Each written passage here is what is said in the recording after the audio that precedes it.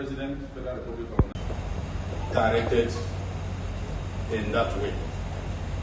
So we are here to thank Mr. President, to acknowledge his timeless decision in directing all his appointees, without exception,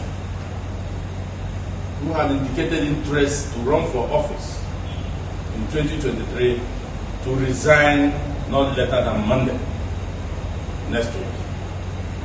We acknowledge this, we thank the President, and that was why we said he should act like the President we knew long ago, and he has so done so.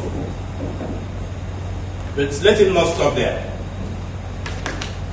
It is possible that some of them will now retract their steps by saying they are withdrawing. Mr. President, don't listen to them. They have lost faith in your government. They no longer trust your administration. Leaving them behind, they will sabotage you because they have their mind, body, and soul somewhere else. In that adventure, they planned to go.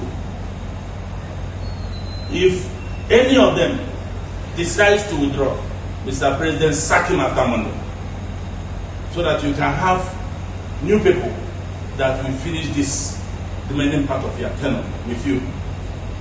They are no longer interested in your government. They have no more faith in your government, and you cannot continue to go with them. All of them that have picked funds and have indicated interest in the seat or any of the seats for contest next year, Mr. President, sack them after Monday if they don't resign. Mr. President, this issue has dragged for so long. The issue of ASU and the federal government. ASU is not asking for money to enter their pockets. What ASU is asking for is for the government to improve the educational system, to make it apart, to be universal. That's why it is university. To be universal with its counterparts outside the country. That's what they're asking for. And we think and we believe that these issues ought to have been resolved long ago. The government has the capacity to resolve it. The government has all the wherewithal, the funding to resolve this issue. Take, for example, see what has happened in the past 2 weeks of nomination in political parties, particularly the big political parties. We had billions of naira on the table just before you said Jack Robinson. And all these funds came from the system. All these funds came from the system. I challenge anybody amongst those that paid 100 million naira to tell me that that was a private money. I challenge them for national debate on television. That was money made from the system. That means the system has money to improve our educational system. The system has money to make lecturers more comfortable than counselors. The children, the system has the funds to improve everything in education, to increase the funding in education. I heard on radio this morning that the federal government allows students to be on the streets. As a result of this, over 50% of political parties will join students in that demonstration. I repeat, should the federal government allow the students to take over the streets as a result of recalcitrant negotiation with ASU in improving educational system in Nigeria? Over 50% of political parties, I have gotten their nod, we will join students in demonstrating against the non-resolution of this problem. So these are the two issues for this conference. And that was why in my press conference last week, I said, forget about any law. I say so. Forget about any law, including the procured Umuahia Federal High Court judgment. I say so. Court of Appeal yesterday had vindicated us by knocking down that judgment of Umuahia Federal High Court. So you can aspire And if you're an appointee of Mr. President, and they are already working, you cannot hold that office morally and even in good conscience. You cannot hold that office and be looking for another. You won't have time anymore. Your interest is already divided. You are tired of this place. We said, okay, common sense demands. And if those guys have soul, they should have resigned on their own. Mr. President, thank you for giving me the opportunity. Let me try something else. So what they did is to put a log in the eyes of Nigerians to tell Nigerians that they are stupid people. They are the only one God loves. You want to be minister, you hold it. You are looking for president, and everybody will wait for you. It stinks to high heavens. It stinks to high heavens. And that was why the party, the neck of Zenith Labour Party, came out strongly on it. And we are happy the president has reacted. And we are now telling him to go further. Let nobody come to you and say, Mr. President, I'm sorry, I want to continue with you. He's lying. He won't be loyal anymore. His loyalty has left. So let him go. Replace them. Sack them by Monday if all of them do not resign. To politicians, that there's a difference between somebody elected and somebody appointed. Anybody elected, his election has statutory flavor. You cannot just push him around. Unlike somebody appointed, you are staying there at the mercy of the man that appointed you. And that's why you should not undermine him.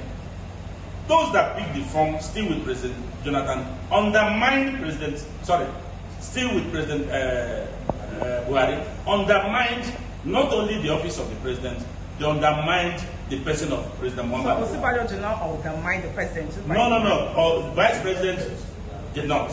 He's a sitting vice president elected. So he can aspire, just like a governor seeking for second time. So Professor Osibajo is not affected. That's why they don't talk about him. We understand the difference. We know the difference. So he can aspire to be president. On the issue of Bruce buying farms, it is another lie. Look at the people. You see, the problem is that I don't know why people in high offices tell lies. Even in their home, their children will say, Daddy, this one a lie. When they are, I can bet you, if you had arrested all of them to search, very few have 1,000 in their pocket. Some will beg for transport to go. And they will put them together and give them transport. They go there with both from near Tiala, but purportedly bought from. They bought, you see, Nigeria is a... Nigeria is becoming a joke. They brought a letter from one bank that this amount has been credited. I can tell you now that President Jonathan has said no. The bank will redebit the money. If actually it debited it, it will remove the money. These are the jokes in Nigeria. Nigeria is becoming a laughing stock. Do you know what our international friends call us? So you have too much money. Within a short period, 19 billion, 20 billion has been put on the table by a few individuals who have been benefiting from the system. These individuals have been benefiting from the system in the past 20 years. So it's not the money. So nobody bought any phone for anybody. Forget it. Well, somebody said they bought for him. Look at the governor of Central Bank. That is the one that we are going to occupy Central Bank very soon. That it is being worked out by CMP. We are going to occupy Central Bank. That one is another one that stinks to high heaven. Even the devil is angry about it. This is a man heading the bankers' bank.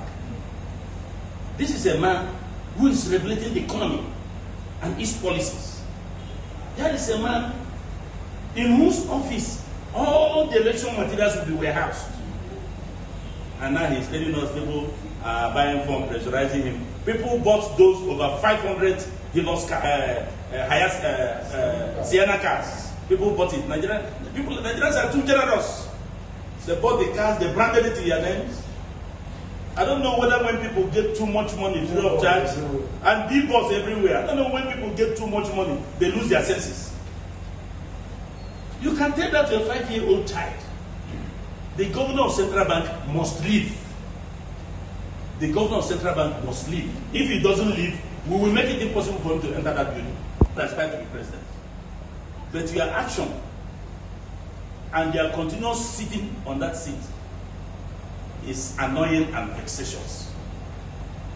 Very, very annoying. And I think if he has friends, I'm sure they must have been advising him. But you see, money can make somebody deaf. Money can make somebody deaf and blind. So these are some of the people that the president should sack. We need a new governor of Central Bank. We need a new governor of Central Bank because he has compromised his office by abusing it, by intending to run into political office, even when most things towards the election will be surrounded by him, surrounded around him rather. So these are some of the problems we have. It will not be wise for the president to leave any of them. So let's forget about any law. And I repeated it today. Okay, Court of Appeal has said so. The president has come to the fact, to the realism that it is morally wrong. That's why he has asked them to resign. Has the president committed any offense? He appointed them. He's the appointer. He can send his appointees away. So forget about any law. And that was why last Thursday, I didn't refer to the laws and the contradictions in the court judgments. But the president has acted as the commander-in-chief of the Federal Republic of Nigeria. They are occupying the office they were appointed into, and they are doing something else. That's why I say forget law. Let's look at morality and conscience. It doesn't happen in any other society. In 2015, and I was for him head to toe. I made such statements. And the information I have now is that President Jonathan did not send anybody to buy funds. He did not ask anybody to collect funds for him. I'm not ruling out any other possibility.